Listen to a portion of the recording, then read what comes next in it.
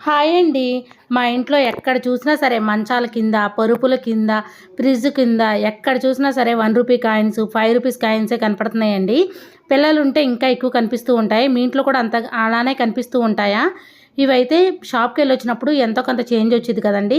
రూ. 2 కానీ, రూ. 1 కానీ, రూ. 5 కానీ వచ్చినప్పుడు మామూలుగా మా బండి తాళాలుంటాయి కదా! ఆ తాళాలతో పాటు అక్కడ పెట్టేస్తూ ఉంటారు.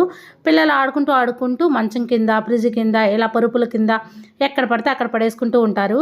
నేను ఊడ్చేటప్పుడు ఎక్కడ చూసినా రూ. 1 కాయిన్సే ఉంటాయి. ఊడ్చేటప్పుడు మనం ఊడ్చామనుకోండి మనకి మంచిది కాదు. ఊడవకూడదు. రూ. 1 కాయిన్ అంటే లక్ష్మీదేవి కదా! డబ్బులు అసలు ఊడవకూడదు.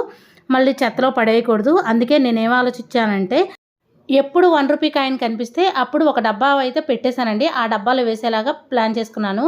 ఎక్కడున్నా సరే అవన్నీ తీసుకొచ్చి ఈ డబ్బాలో వేయాలి అని పిల్లలకు కూడా చెప్పానండి. ఇలా చేయడం వల్ల ఆ రోజు నుంచి ఎక్కడా కూడా రూ. 1 కాయిన్స్ కానీ, చేంజ్ కానీ కనిపించట్లేదు. ఇలా రూ. 1 కాయిన్స్ డబ్బాలో స్టోర్ చేసుకోవడం వల్ల మనం ఏదైనా టెంపుల్‌కి వెళ్ళినప్పుడు కానుకేయడానికి కూడా ఉపయోగపడతాయి. Thank you for watching.